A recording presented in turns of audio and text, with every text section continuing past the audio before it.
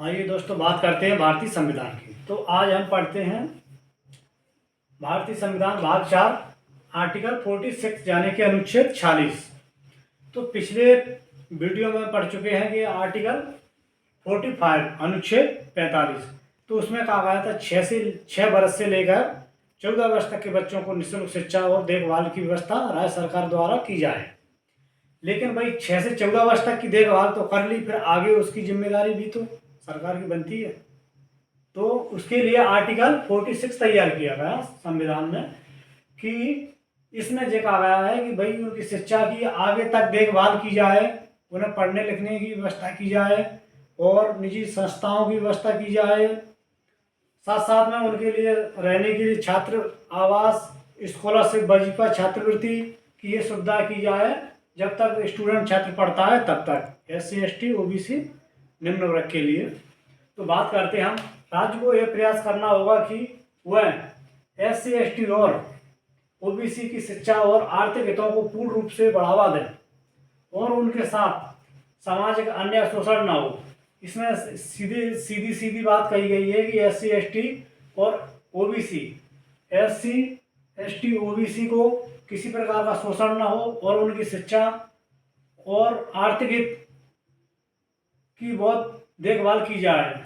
अगला पॉइंट है, सरकार की ये जिम्मेदारी है कि SC ST और OBC को शिक्षा और आर्थिक स्थिति सुधारने को पूरा मौका दिया जाए कि भाई ये निम्न वर्ग है SC ST OBC, इनके भविष्य को सुधारने के लिए सरकार का मौका दिया जाए सरकार को कि भाई ये अपना शिक्षा का स्तर भी अच्छा करें और साथ साथ में आर्थिक स्थिति भी सुधारें।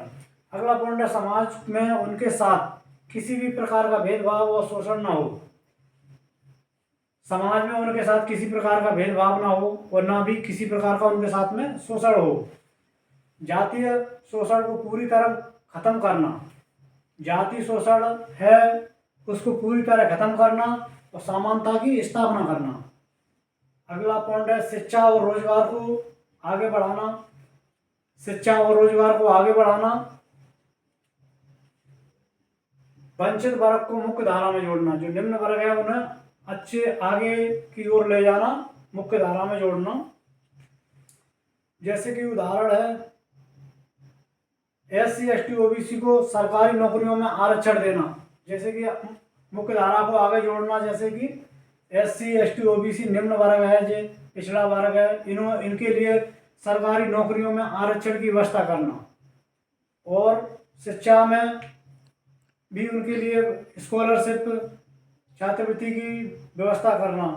कक्षा 12वीं से लेकर ग्रेजुएशन से लेकर पोस्ट ग्रेजुएशन से भी आगे तक छात्रवृत्ति की व्यवस्था करना।